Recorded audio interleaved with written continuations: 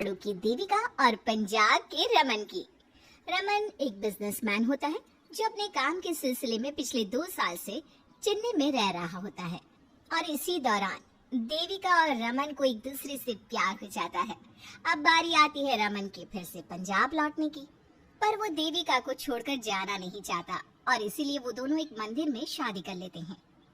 हे वेंकटेश्वरन, रमन, मुझे यहाँ दूसरे शहर ससुराल में जाने से बहुत डर लग रहा है। यहाँ मैं अपने फैमिली को नहीं बता रही हूँ और तुम्हारी फैमिली को भी कुछ नहीं पता। मुझे नहीं लगता कि हमारी शादी को कोई एक्सेप्ट करेगा। ऊपर से सबसे बड़ी बात तो ये है कि तुम पंजाबी और मैं तमिल। ऐसा कुछ भी नहीं होगा देविका, हम दोनों एक दूसरे से प्यार करते हैं, इससे ज्यादा सच और कुछ है ही नहीं।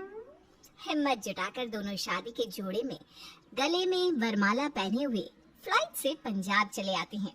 देविका के होने वाले ससुराल में सास पम्मी, ससुर मनवीर, जेठ रोहन और जिठानी गुरप्रीत होते हैं। रमन आकर सबको बताता है कि देविका एक साउथ इंडियन लड़की है और उन दोनों ने शादी कर ली है। आए खट्टे निगड़े फिट्टे मोतेरा, यह क्या सियापा कर दिया तूने बेशरम।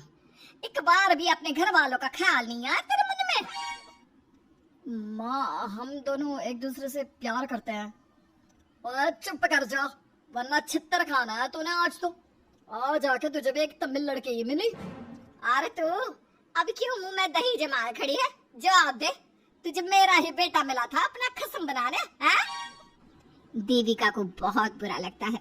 घर वाले दोनों को खूब खरी खोटी सुनाते हैं, पर अब कर भी क्या सकते थे।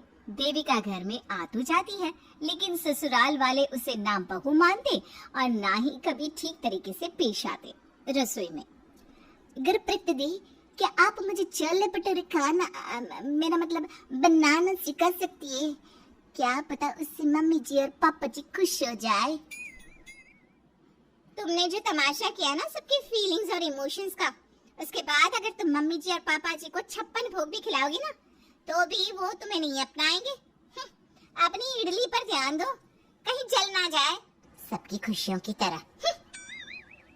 इतना कहकर गुरप्रीत वहां से चली जाती है।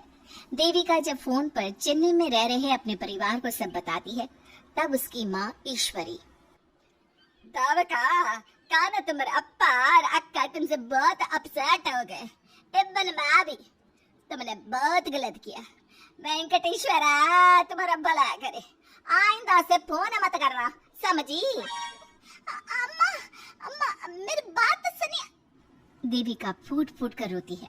अगले दिन, देविका, तुम्हें इडली और डोसा के अलावा और कुछ आता ही नहीं है क्या बनाना?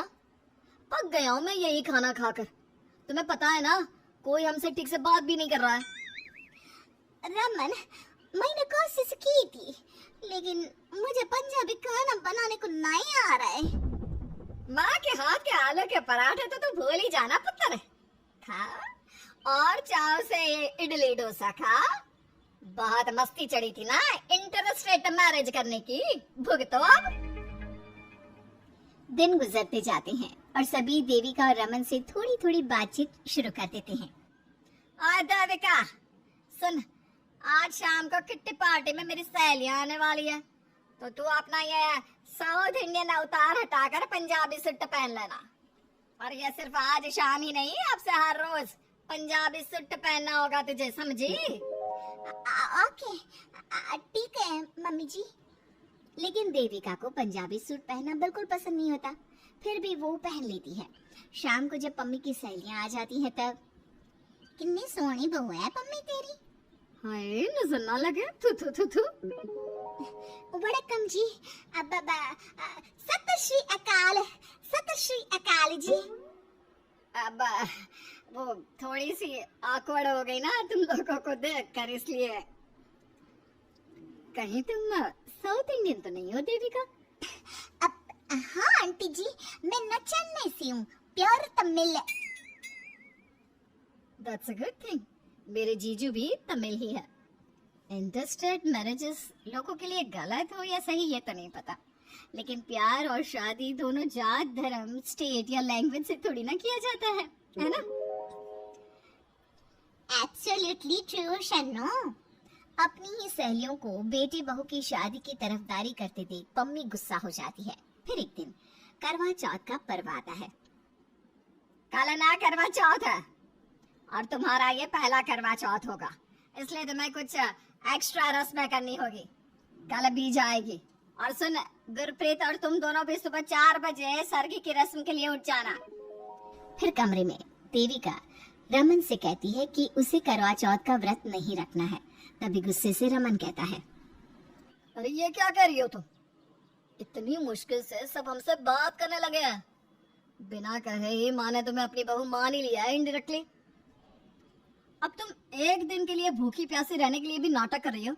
प्यार करती हो ना मुझसे? अच्छा जी, तो करवा चौथ का व्रत नहीं रखना चाहती तो मैं तुमसे प्यार नहीं करती क्या? You know what? तुम ना बदल गई हो रमन। तुम वो रमन नहीं हो जिससे मैं प्यार किया था। रमन और देविका के बीच आए दिन छोटी मोटी बातों पर अनबन होनी शुरू हो जाती है। एक रोज हमारे पड़ोस में मेरी एक तमिल फ्रेंड बन गई है। उसके बेटे के नामकरण पर उसने सबको बुलाया है, वो भी साउथ इंडियन कपड़ों में।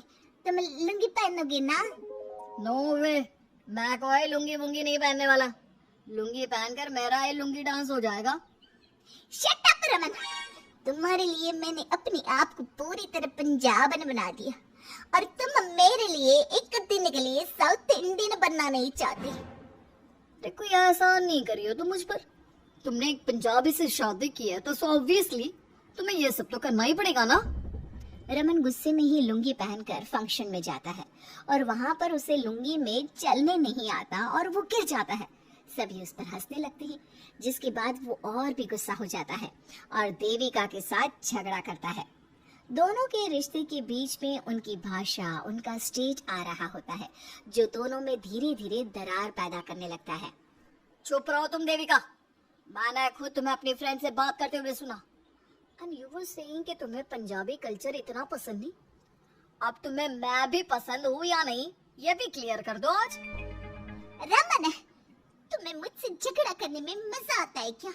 मैं तो बस यूं ही कह रही थी। ऐਵੇਂ कोई बात नहीं कही जाती।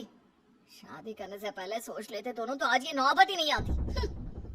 दोनों अलग अलग कमरों में सोने लगते हैं और उनकी दूरियां इस हद तक बढ़ जाती हैं कि दोनों एक दूसरे को तलाक देने के लिए राजी हो जाते हैं।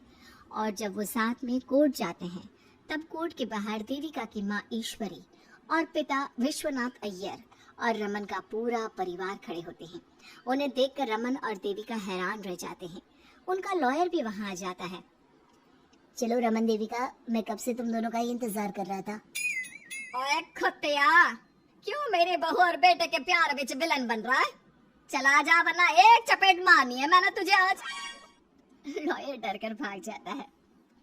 क्यों उड़ गए तोते हम सब नु देख। देविका, करना शादी कोई मजाक नहीं, खिलौना नहीं जिसे आसानी से तोड़ दो। अरे यार, तुम दोनों जिस गलती को करने जा रहे हो उसे करने के बाद बहुत ही पछताओगी। अरे ठंडा रख यार, हम सब तुम दोनों के खिलाफ थे, लेकिन आज हम ही तुम दोनों को इस रिश्ते को बचाने के लिए कह रहे हैं। वो भी सिर्फ और सिर्फ तुम्हारी भलाई दे नाल। दोनों ने एक दूसरे से प्यार किया है तो फिर उसे निभाओ। हम सब तुम्हारे साथ हैं। छड्डो झगड़े और मिट्टी पाओ। बड्डा आया तलाक लेने, जूते से मारूंगी तुझे मैं, बंदर कहीं का। सभी देविका और रमन को अपना लेते हैं और भावुक होकर गले लगाते हैं। वेंकटेश्वरा तुम दोनों को हमेशा खुशियां दे। रब रखा तुम दोनों की जोड़ी हमेशा सलामत रहे। थैंक यू आप सभी को। थैंक यू आप सभी को। आए चकते पट्टे, सेलिब्रेशन तो बनता ही है। अब बल्ला बल्ला, शावा शावा। सभी हंसते गाते और नाचते हैं और इस तरह प्यार और परिवार दोनों का मिलन हो जाता है।